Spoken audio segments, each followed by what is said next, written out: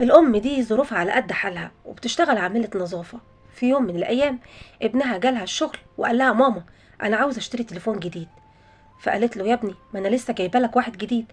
قال لها: ماليش دعوة، كل صحابي جابوا أحدث حاجة وأنا عايزة أبقى زي صحابي.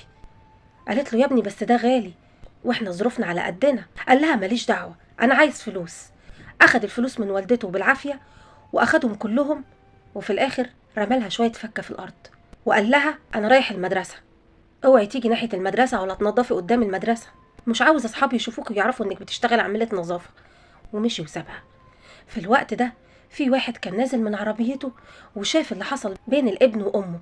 اتضايق جدا من موقف الولد وصمم انه يعلمه درس لا يمكن ينساه.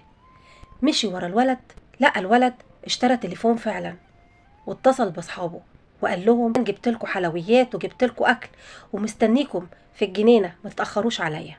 فهنا الراجل قرر يكلمه، قال له: انت جايب كل الاكل ده لمين؟ قال له: جايبه لاصحابي.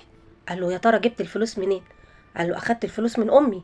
قال له: ده انت اكيد عيلتك غنيه جدا علشان يجيبوا لك تليفون وانت كمان تعزم اصحابك على كل الاكل ده. قال له: بالعكس، احنا ناس على قد حالنا، ده ابويا وامي مكسبهم بسيط جدا. قال له: رغم كده بتاخد فلوسهم وتصرفها على اصحابك؟ فرد الولد وقال له: علشان ده الطبيعي، المفروض انهم يجيبوا لي كل حاجه وينفذوا لي كل طلبات. قال له: انت عارف قد ايه والدك ووالدتك بيتعبوا علشان يصرفوا عليك؟ اللي انت شايفه عادي ده بيجي بعد تعب وشقه. من غير والدك ووالدتك مش هتعرف تدخل المدرسه، من غير والدك ووالدتك مش هتعرف تاكل ولا تشرب ولا تصرف على اصحابك. تعالى معايا انا هخليك تشوف منظر. واخد ومشي ووداه عند والدته ووقفوا بعيد. قال له: شايف والدتك بتتعب قد ايه؟ بص كده لقى ان الجو حر جدا، وامه بتشتغل وبتتعب وبتهرق في عز الحر، حتى اكلها بتاكل عيش حاف. وفي نفس الوقت وهي في شغلها الناس بتعملها معاملة وحشة جدا، اللي يرمي لها حاجة في الأرض واللي يستخسر يرمي في صندوق الزبالة ويقول ده شغلها. والأم لا اشتكت ولا تعبت، بتعمل كل ده علشان تجيب لابنها كل اللي نفسه فيه. فالولد شاف كده، صعبت عليه والدته جدا جدا بالذنب. هنا الراجل قال له: فاضل آخر حاجة، هات تليفونك. فأخد التليفون منه واتصل بوالدته، قال لها: الحقي ابنك وقع في المدرسة.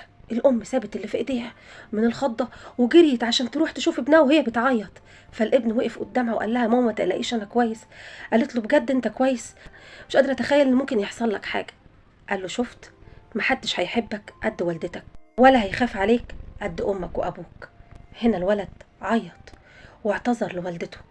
دعوة حلوة لوالدك ووالدتك في التعليقات، وشير الفيديو ده علشان الكل يتعلم منه، وصلوا على النبي في التعليقات.